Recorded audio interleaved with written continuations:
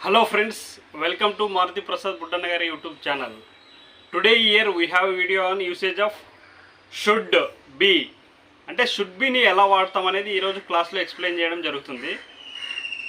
Should బీని వచ్చి ఏదైనా సలహాలు సూచనలు పొలైట్ వేలో చెప్పినప్పుడు వాడతాం అనమాట. ఇప్పుడు ఉదాహరణకి ట్రాఫిక్ పోలీసులు ఒక మీటింగ్ అనేది అరేంజ్ చేశారు.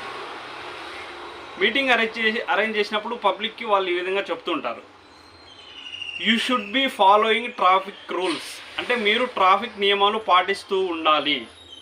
You should be wearing helmets, అంటే మీరు హెల్మెట్స్ ధరిస్తూ ఉండాలి. You should be driving carefully, మీరు జాగ్రత్తగా నడుపుతూ ఉండాలి. ఈ విధంగా ఏదైనా సూచనలు సలహాలు చెప్పినప్పుడు ట్రాఫిక్ పోలీసులు ఈ విధంగా ఎక్స్ప్లెయిన్ చేస్తారు. అదేవిధంగా టీచర్స్ స్టూడెంట్స్కి ఏ విధంగా ఎక్స్ప్లెయిన్ చేస్తారో కొన్ని చెప్తాను చూడండి.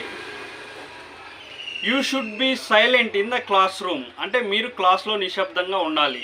షుడ్ బీ అంటే ఉండాలి అని వస్తుంది. షుడ్ బీ అంటే ఉండాలి. You should be silent in the class room.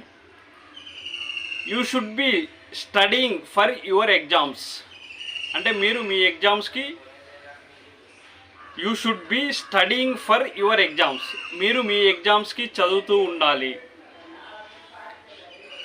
అదేవిధంగా ఒక బాస్ ఎంప్లాయీస్కి ఏ విధంగా చెప్తాడో ఎక్స్ప్లెయిన్ చేస్తాను చూడండి.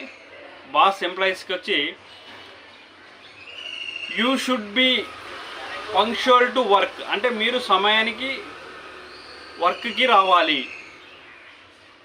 You should be learning new technologies, మీరు కొత్త నైపుణ్యాలు కొత్త టెక్నాలజీ నేర్చుకుంటూ ఉండాలి. ఈ విధంగా ఫ్రెండ్స్ ఏదైనా సలహాలు సూచనలు చెప్పినప్పుడు షుడ్ బీ అనేది వాడతాము. అదేవిధంగా టీచర్స్ స్టూడెంట్స్ చూడండి ఏ విధంగా చెప్తారు, you should be respecting elders, అంటే మీరు పెద్దవాళ్ళను గౌరవిస్తూ ఉండాలి.